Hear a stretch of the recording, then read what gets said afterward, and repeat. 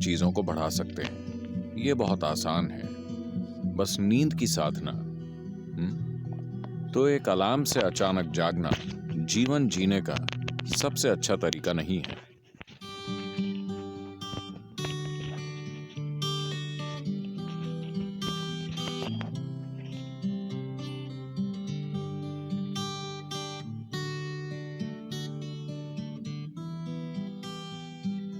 आप में से कितने लोग किसी दिन सुबह उठने के बाद बेवजह बहुत बुरा महसूस करते हैं? बिल्कुल बेवजह। अगर साल में कम से कम 2-3 बार भी ऐसा हो रहा है, अगर ऐसा है तो आपको सोने से पहले कुछ चीजें करनी चाहिए। ये बहुत ही महत्वपूर्ण है, क्योंकि आपको समझना चाहिए कि आप नींद में कई नकारात्मक चीजों या सकारात्मक चीजों को बढ़ा सकते हैं। आप नींद में सुखदता या अप्रियता को बहुत कुशलता से बिना रुकावट के बढ़ा सकते हैं। आप दिन में भी उन्हें बढ़ा सकते हैं, पर कई रुकावटें होंगी, वो बहुत कुशलता से नहीं होता। पर अगर आप किसी निश्चित तरह से सोने जाते हैं और सुबह बहुत बुरा महसूस करते हुए उठते हैं, बिल्कुल बेवजह, तो मतलब आप रात में बहुत कुशलता से चीजों को सेते हैं, खराब अंडों को। बात सिर्फ मानसिक अशांति की नहीं है, ये समय के साथ बड़ी शारीरिक समस्याएं पैदा कर सकता है। ये महत्वपूर्ण है कि आप इन चीजों को अपने जीवन से हटाएं।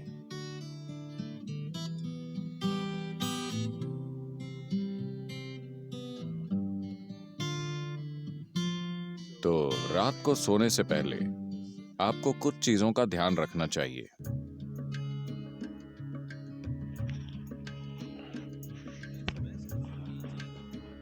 अगर आप मांस और वैसा भोजन करते हैं तो उसे सोने से कम 3 से 4 घंटे पहले खाएं, ताकि पाचन पूरा हो जाए। सोने से पहले थोड़ा पानी पीकर सोने जाएं। आप देखेंगे कि इसी से वो ठीक हो जाएगा। एक आसान चीज की जा सकती है, वो है स्नान।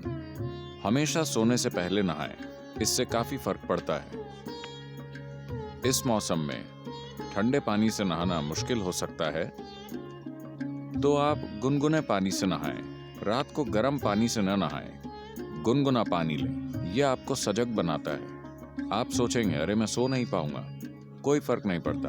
आप 15-20 मिनट या आधे घंटे बाद सोएंगे, मगर नींद बेहतर आएगी, क्योंकि इससे कुछ चीजें हट जाएंगी। जब आप नहाते हैं तब सिर्फ त्वचा की गंदगी नहीं हटती। क्या आपने देखा है, जब आप बहुत तनाव और चिंता में होते हैं, तब सिर्फ नहाने से ऐसा लगता है मानो बोझ लगभग उतर गया हो। क्या आपने ये नहीं देखा है? तो ये सिर्फ त्वचा की सफाई नहीं है, पानी के शरीर पर गिरने से बहुत सारी चीजें होती हैं। स्नान एक बहुत बुनियादी भूत शुद्धि है, क्योंकि आपका शरीर 70% से अधिक पानी है। अगर आप उस पर पानी गिराएं तो एक तरह का शुद्धिकरण होता है, जो त्वचा की सफाई से परे है। एक और चीज अगर आप करना चाहें, आप बस एक जैविक तेल का दिया जला लें। रुई की बाती और कोई भी तेल। यहाँ आप क्या इस्तेमाल करते हैं? साधारण खाने का तेल, linseed oil, rice bran oil या तिल का तेल। आपके पास क्या है? ऑलिव ऑयल, ठीक है। रुई की बाती के साथ कोई भी जैविक तेल लेकर एक छोटा दिया उस कमरे में कहीं जला लें जहां आप सोते हैं। आप देखेंगे कि ये चीजें बिल्कुल गायब हो जाएंगी। अगर आप कोई मंत्र जप सकें या सोने से पहले रात को योगाभ्यास कर सकें, तो बिस्तर पर बैठकर उसे करें। अगर आप ईशा क्रिया करना चाहते हैं तो वो नेट पर उपलब्ध है। आमतौर पर भारत में आपसे कहा जाता है कि सोते समय अपना सिर उत्तर दिशा की ओर नहीं रखना चाहिए। आपको पता है, अगर आप रात में उत्तर की ओर सिर करके सोते हैं, जब आप लेटे हुए होते हैं, तो धीरे धीरे खून आपके दिमाग की ओर बढ़ने लगेगा। When there is too much circulation in the brain, you cannot sleep peacefully. जब दिमाग में रक्त संचार बढ़ जाएगा, तो आप शांति से नहीं सो पाएंगे। अगर आपके दिमाग में किसी प्रकार की भीतरी कमजोरी है या आप अधिक उम्र के हैं, तो आप नींद में मर सकते हैं। हैमरेज हो सकता है, क्योंकि ज्यादा खून दिमाग में घुसने की कोशिश करता है, जहां खून की नसें बाल जैसी होती हैं और चुंबकीय शक्ति कुछ ज्यादा खून भेजती है। सीधे खड़े होते समय ऐसा नहीं होता। जैसे ही आप लेटते हैं, सिर की ओर यह खिंचाव इतना तीव्र होता है कि खून धीरे धीरे दिमाग की ओर जाने की कोशिश करता है। तो इससे बचने के लिए, यह सिर्फ उत्तरी गोलार्ध के लिए है। अगर आप ऑस्ट्रेलिया जाएं, तो आपको सिर दक्षिण की ओर नहीं करना चाहिए। अगर आप भारत में हैं, तो आपको सिर उत्तर की ओर नहीं रखना चाहिए। आप उसे और किसी भी तरह रख सकते हैं, वो ठीक है। इसे अपने मन में रखें कि आप सच में नाशवान हैं, ठीक है? सिर्फ शब्दों में नहीं, सच में। आप अभी मर सकते हैं। आप युवा हो या बूढ़े, कोई फर्क नहीं पड़ता, आप अभी मर सकते हैं, हाँ या ना? सोने से पहले बिस्तर पर बैठकर सोचें कि यह आपकी मृत्युशैया है। आपके पास जीने के लिए सिर्फ 1 मिनट और है। पीछे मुड़कर देखें कि आपने आज जो किया, क्या वो सार्थक है? सिर्फ ये आसान अभ्यास करें, और आप नहीं जानते कि ये असल में कब होगा। आप मृत्युशैया पर बैठे होंगे या अस्पताल में लेटे होंगे, और कई तरह की चीजें आपसे जुड़ी होंगी। किसे पता वो कैसे होगा? पर रोज इसका आनंद लें कि आप अपनी मृत्युशैया पर बैठे हैं। पीछे मुड़कर देखिए कि आज मैंने इन 24 घंटों में जो किया है, क्या वो सार्थक है? क्योंकि अब मैं मर रहा हूं। अगर आप ऐसा करेंगे तो आप एक सार्थक जीवन जिएंगे, मेरा विश्वास कीजिए। तो रोज रात को सोने से पहले आप सभी को ऐसा करना चाहिए। आखिरी 3 मिनट, जो भी चीजें आपने इकट्ठा की हैं, शरीर, मन की बातें, चीजें, छोटी चीजों को अनदेखा मत कीजिए। ये छोटी चीजें बड़ी चीजें हैं। मैंने देखा है कि कैसे लोग अपना तकिया भी लेकर चलते हैं, क्योंकि वो बहुत महत्वपूर्ण है। तो आपका तकिया, आपकी चप्पल, अगर आपके रिश्ते हैं, सब कुछ जो आपने इकट्ठा किया है, उसे एक ओर रखकर सोइए। अगर आप इस स्थिति में सोएंगे, तो आप अधिक रोशनी, अधिक ऊर्जा और आपकी कल्पना से भी अधिक संभावनाओं के साथ जागेंगे। बस जीवन के रूप में सोइए, पुरुष या स्त्री के रूप में नहीं, इस या उस रूप में नहीं। सब कुछ नीचे रख दीजिए। बस ये बहुत आसान है, सिर्फ नींद की साधना। कम से कम इतना आपको करना चाहिए।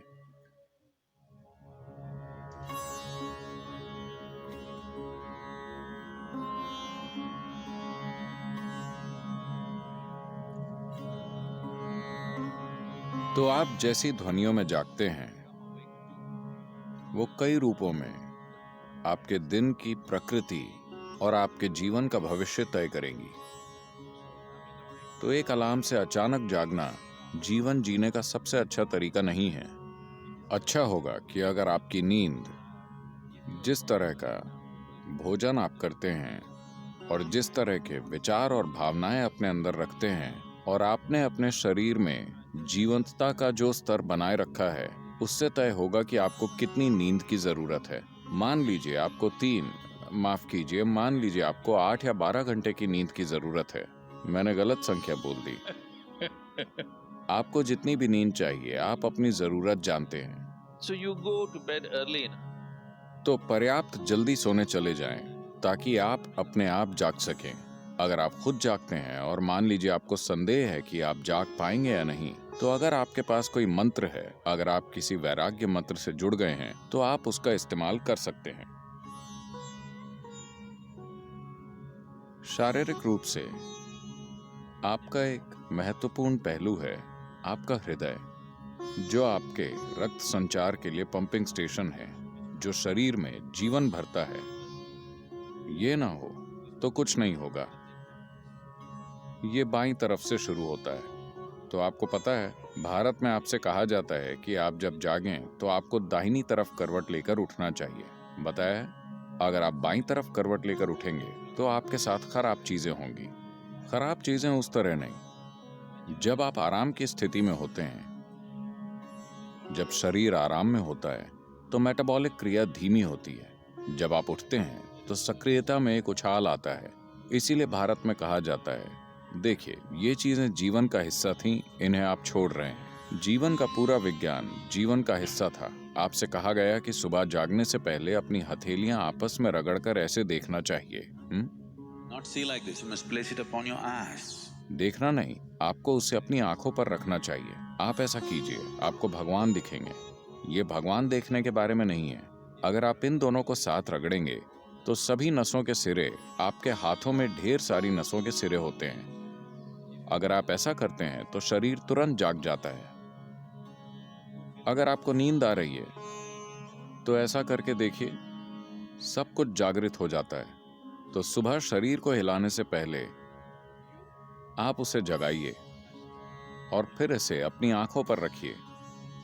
तुरंत आपकी आंखों और आपकी इंद्रियों के दूसरे पहलुओं से जुड़ी नसें जागृत हो जाएंगी। शरीर के हिलने से पहले शरीर और दिमाग को जागृत होना चाहिए। इसके पीछे यही मकसद है, समझे? तो आप ऐसा कीजिए और फिर अपनी दाहिनी ओर करवट लेकर उठिए। आज अगर हम सब सोते हैं तो दुनिया में कल सुबह लगभग 2.5 लाख लोग नहीं जागेंगे प्राकृतिक मृत्यु के कारण। मान लीजिए आप कल सुबह जागे, आपकी गारंटी है? क्या आप गारंटी कार्ड के साथ आए? कोई गारंटी कार्ड नहीं। तो मान लीजिए आप जाग जाते हैं। बस इतना कीजिए, मैं बता रहा हूं, यह आपकी आध्यात्मिक प्रक्रिया का एक सरल पहला कदम है। कल सुबह जब आप जागें तब जांचिए आप वाकई जगे हैं या मर गए। अगर आप जगे हैं तो एक छोटा सा जश्न तो बनता है। आपको उठकर नाचने की जरूरत नहीं है, कम से कम आप मुस्कुरा सकते हैं कि अब भी जीवित हैं। 2.5 लाख लोग मर गए, वो आपकी और मेरी तरह थे। They went off, isn't it? उड़ गए, है ना? कहीं भी देखिए वो नहीं मिलेंगे। यहां मैं अब भी जीवित हूं। एक बड़ी मुस्कुराहट आप देंगे? मैं मैनेज करने की बात कर रहा हूं। अगर 2.5 लाख लोग मर गए तो कम से कम 30 से 50 लाख लोगों ने अपना कोई प्रियजन खो दिया। आप उन 3, 4, 5 लोगों को देखिए जो आपके लिए मायने रखते हैं, वो सभी आज जिंदा हैं। एक और बड़ी मुस्कुराहट देंगे या नहीं? जिंदा। अगर मान लीजिए अभी हम आपके सिर पर बंदूक रख देते हैं, क्या आप राहत महसूस करेंगे? नहीं, आप डर जाएंगे, है ना? तो जीवित होना इतना कीमती है कि नहीं? आपका जीवित होना इतना कीमती है। तो कल सुबह 2.5 लाख लोग रात में मर गए, मगर आप अब भी जीवित हैं। क्या इसके लिए कम से कम एक बड़ी मुस्कुराहट नहीं होनी चाहिए? और सभी लोग जो आपके लिए मायने रखते हैं, वो सब आज जीवित हैं। एक और बड़ी मुस्कुराहट।